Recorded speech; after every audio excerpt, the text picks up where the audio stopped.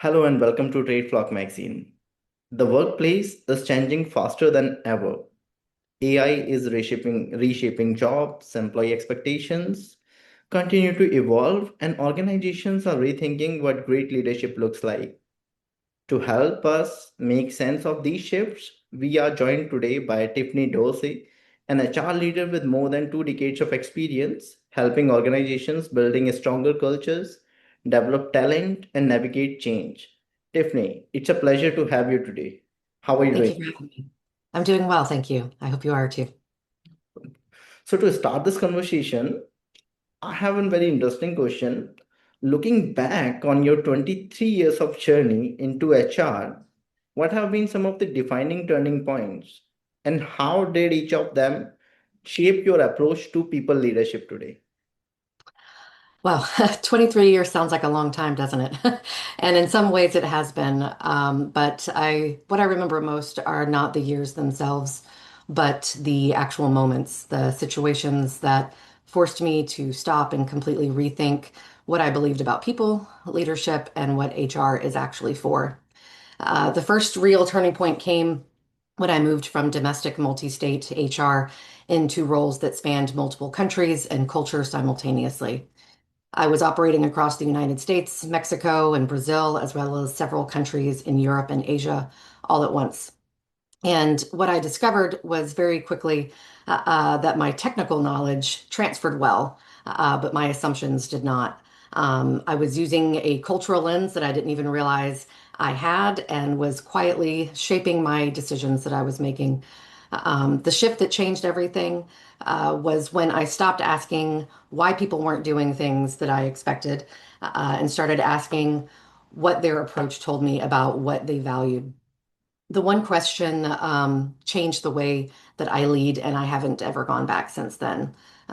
Each country has their own way of doing business, and me coming from another country, I needed to adapt to meet their expectations. Each environment taught me something different, and together they taught me that effective leadership is not about applying a playbook everywhere. It's about curiosity, humility, and the willingness to adapt without ever compromising your principles. The second defining turning moment grew directly out of that global experience. When you lead across that many cultures and contexts, you start to see very clearly that the most consequential HR decisions have nothing to do with policy. They have to do with character. Whether I was navigating a leadership decision in the US, working through a cultural disconnect in South America, or addressing a people challenge in one of our European or Asian locations, the through line was still the same. How HR leaders and other leaders treat people who have no power over them tells you everything you need to know about whether they belong in a leadership role.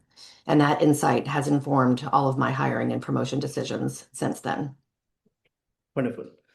Can you please share a couple of strategies in regards to people policies and that you implemented in your organization, and what impact did it make?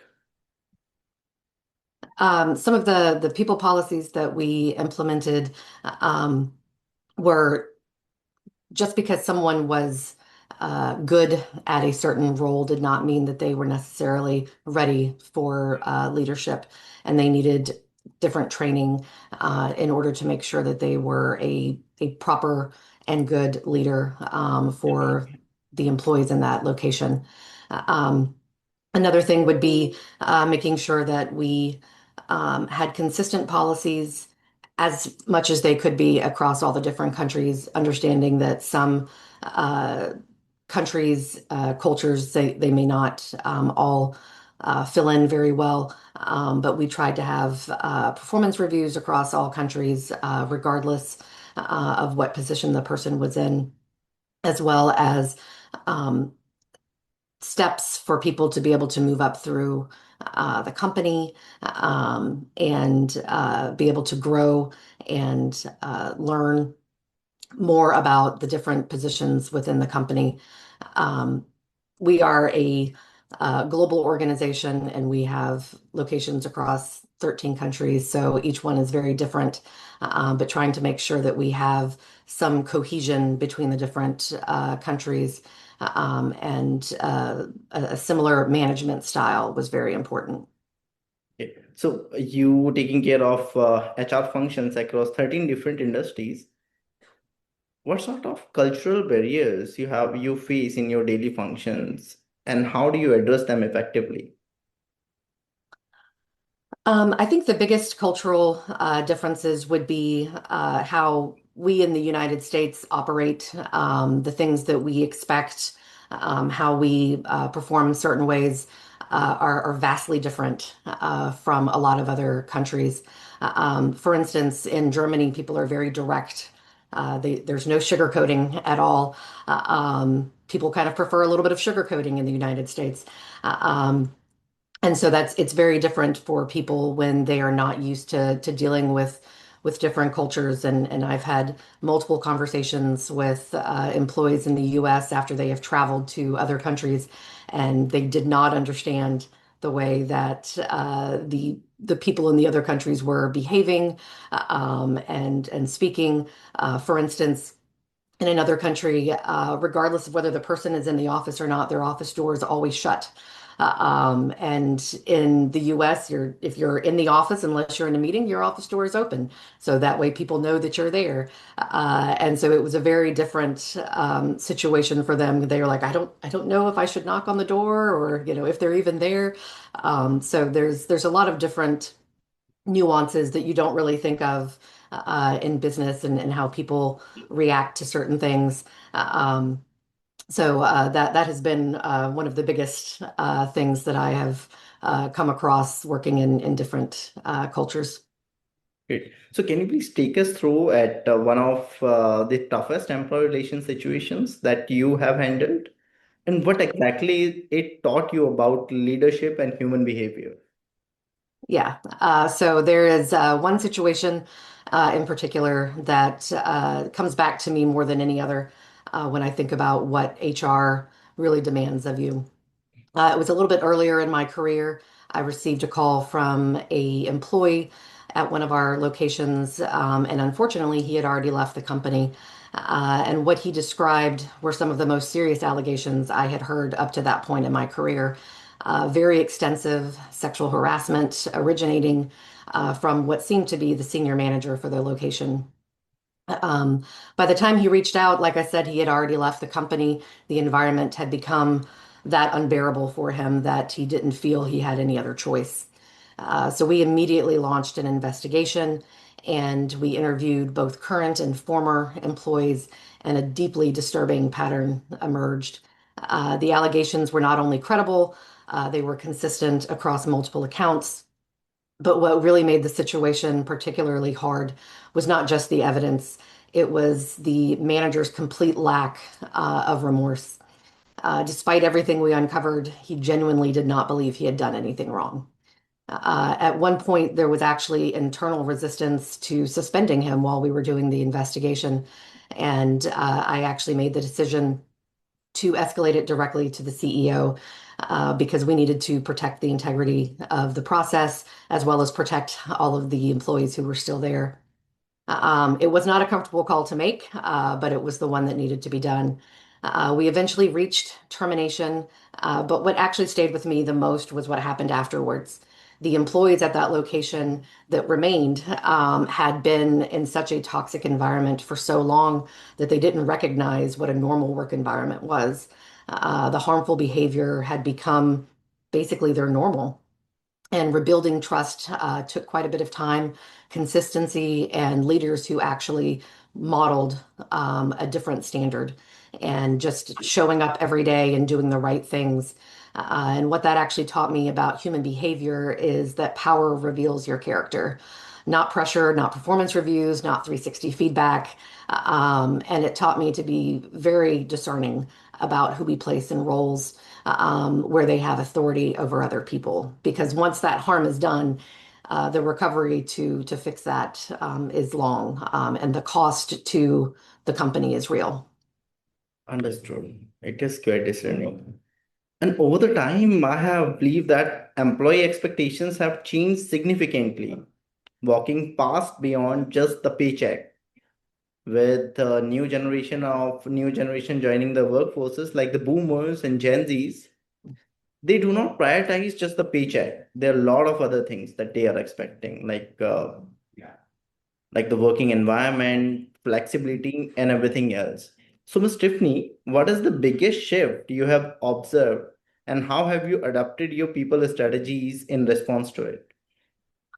Well, the single biggest shift that I have observed is that employees no longer separate who they are from where they work. For a long time, the unspoken expectation in most organizations was that you brought your skills to work and you left everything else at the door. But that era is gone. Today, people want to know that their employer sees them as a whole person, stands for something meaningful, and is willing to be held accountable to it. The shift has fundamentally changed what it means to attract, retain, and engage talent. The pandemic certainly accelerated uh, that something was already building.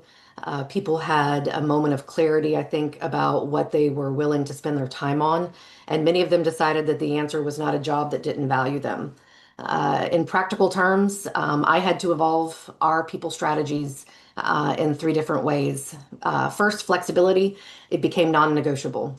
Rather than just a benefit we granted selectively, second, manager capability became a much higher priority. Employees are not leaving companies as much as they are leaving managers, and that means that the quality of your frontline leadership directly determines your retention rate. And I have invested heavily in coaching and developing managers who know how to lead people and not just manage tasks. And the third, and I think this one matters most than people realize is people are looking for psychological safety, and it has to be built intentionally. People today are willing to speak up, to challenge, to name what's not working. And if your culture punishes that, your people will simply leave rather than fight. My job has been to build environments where honesty is welcomed, feedback flows in every direction, and people feel safe enough to bring their full capability to the work, and that is where real organizational performance comes from. And AI in HR functions has been for quite a while now. And along with AI comes automation.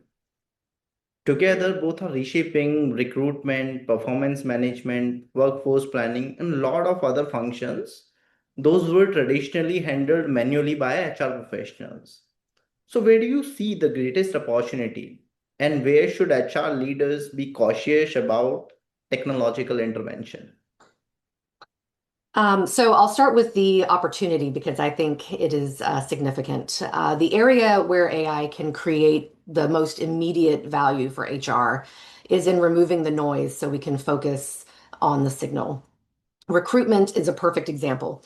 The administrative burden of sourcing, screening, scheduling, initial assessments is really big, and most of it does not require human judgment. When AI handles that workload, it frees HR and hiring managers to be able to focus on what actually matters, the human conversation, the cultural fit assessment, and the relational judgment that no algorithm can replace. In workforce planning, AI gives us the ability to move from reactive headcount management to predictive capability management. That shift alone could change how most organizations think about talent. Now, where you should be cautious, I would say three different places. The first is in bias. AI trained on historical data will reflect historical patterns. And in HR, that could mean perpetuating the very inequities that we are trying to eliminate. Any AI tool used in hiring or performance management has to be audited regularly for disparate treatment, and that is not optional, in my opinion. The second is over reliance. AI can surface patterns and predict trends, but it cannot understand context, nuance, or the human dynamics behind the numbers. An engagement score that's going down, yes, it means something is wrong, but AI can't tell you what it means to that team with that manager after a certain organizational change. You need human judgment for that. And the third caution is transparency with employees. If AI is influencing any of your decisions on their performance or their future with the organization, they have a right to understand that it's doing that and how it is doing that.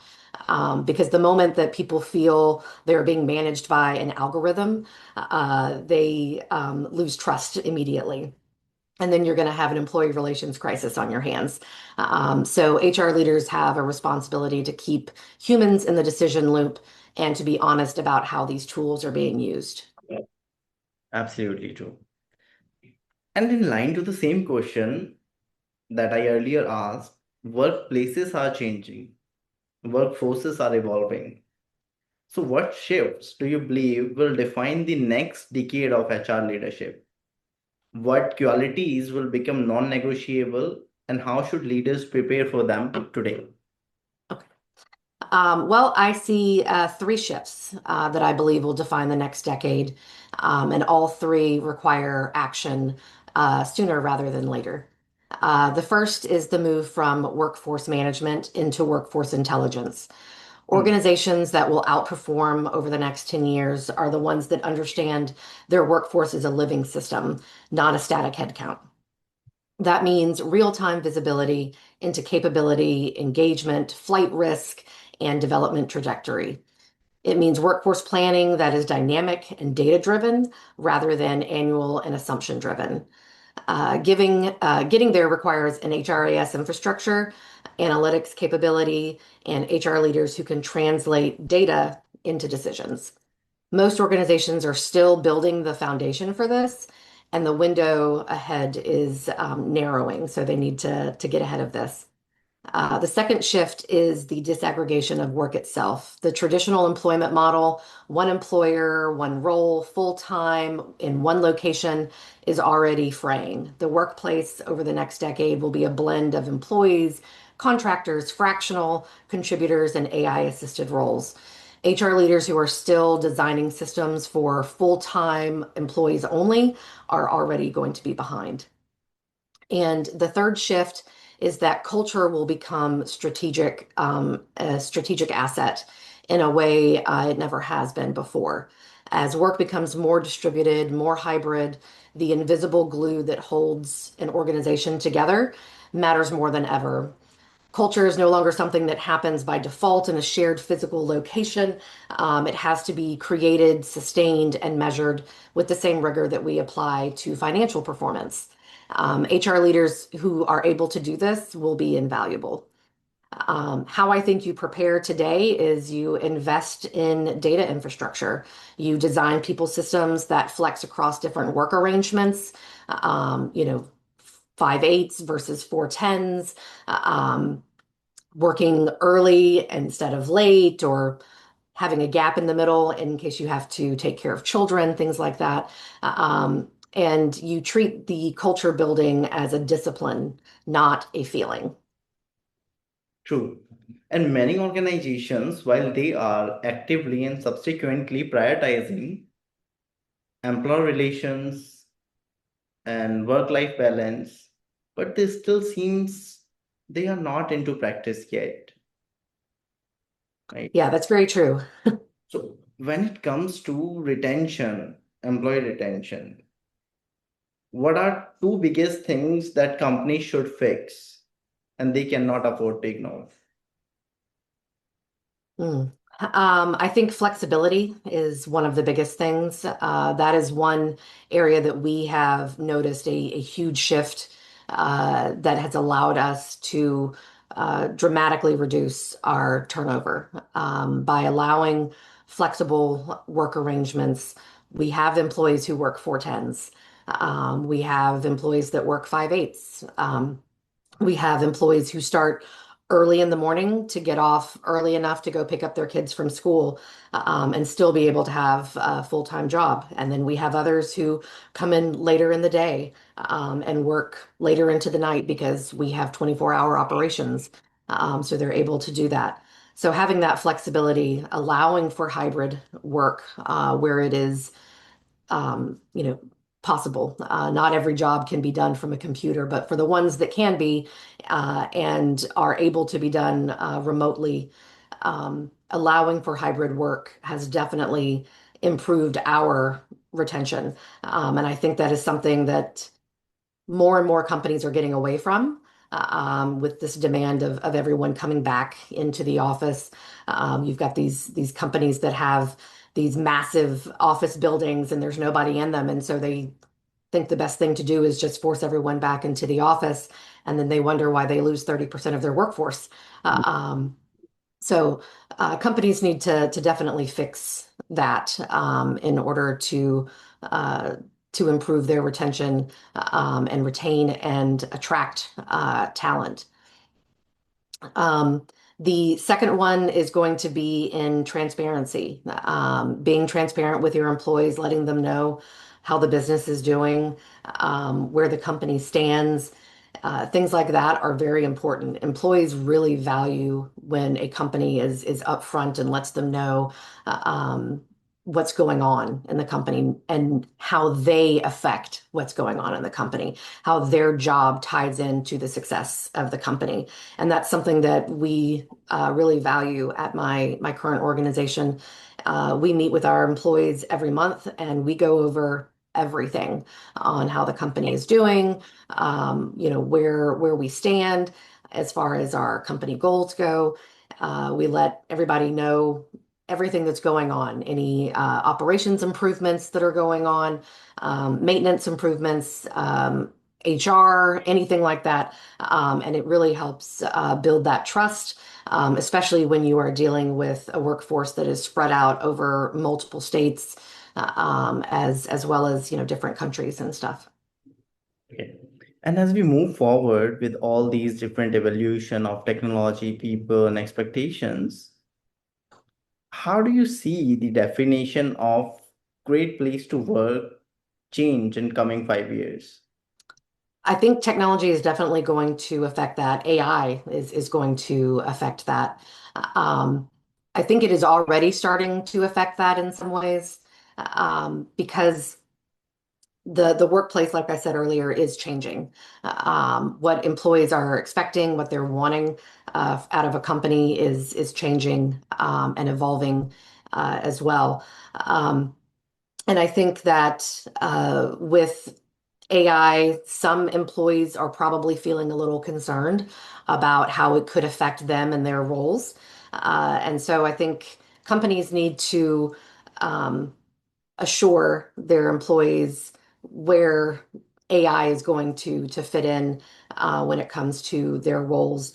More and more companies are embracing AI and what it can mean for their business, but that also comes with a little bit of an anxiety for their people, and so they need to do a good job in making sure that they alleviate some of that anxiety, if it's possible to be alleviated. Because that is going to also cause you to end up with some turnover issues potentially because they will think that there's some writing on the wall, that there might be a downsize or something due to AI being able to handle their job.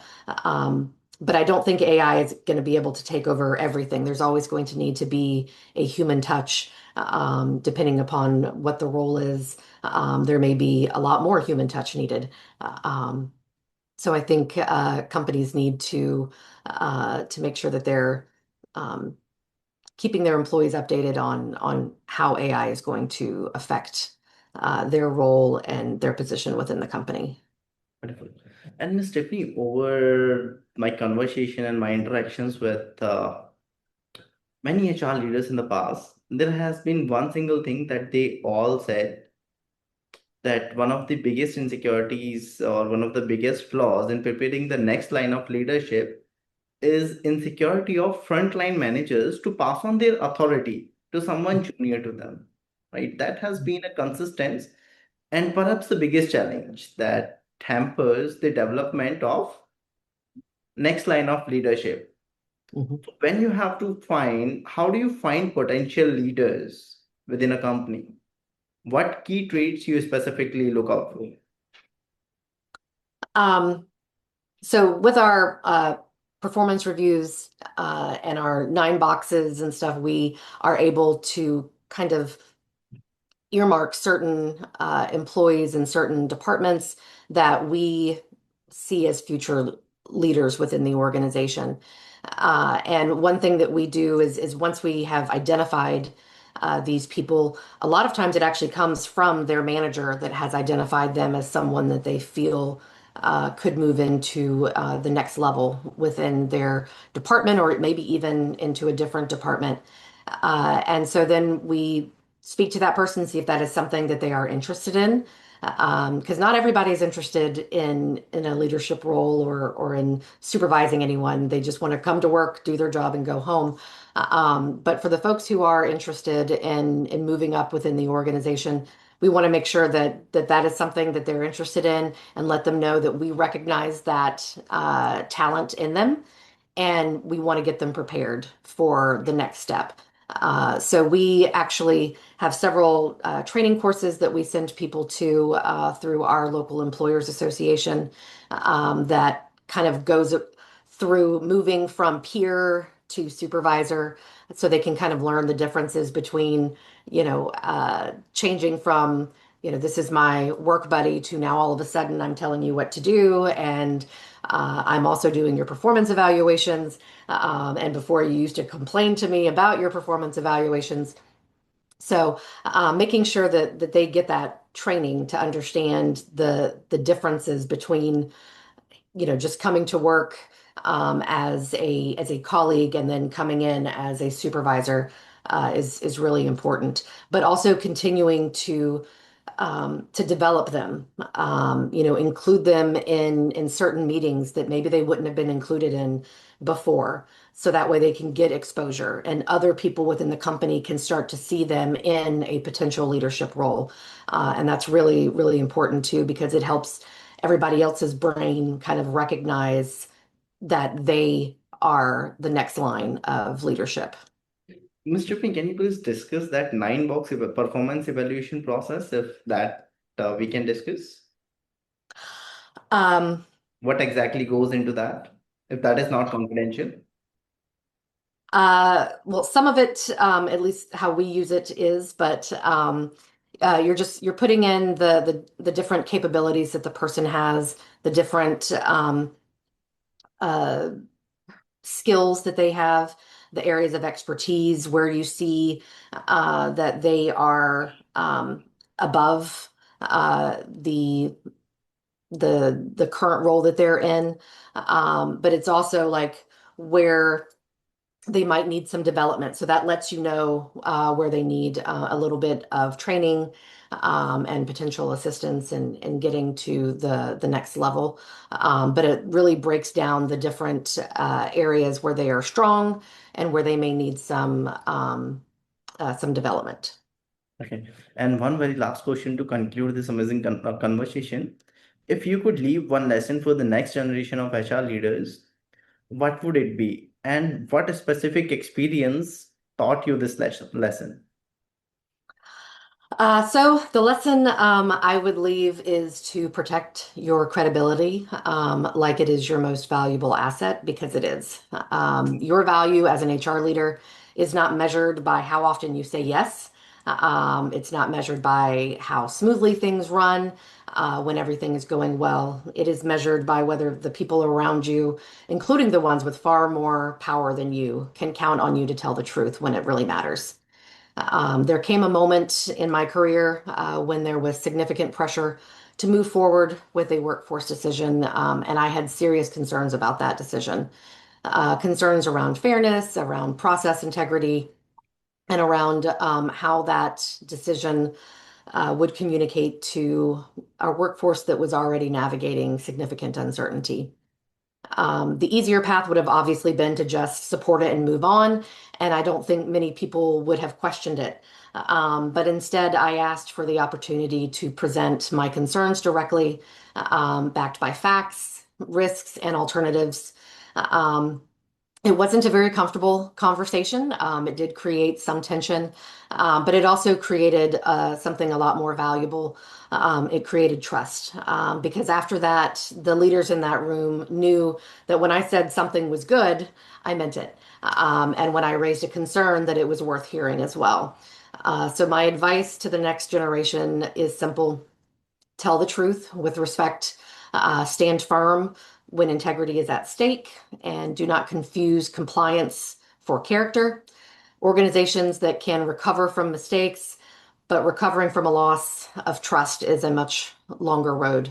And in some cases, you never fully get back the trust. So your credibility is built one on honest conversation at a time, and you should protect it accordingly. Very true. And I believe this is one of the most valuable advice that not just new generation of HR leaders, but every employer or the frontline leader should understand and accept it. Wonderful, Yes. Ms. Tiffany. That would be it from my end. It was indeed a wonderful conversation with you.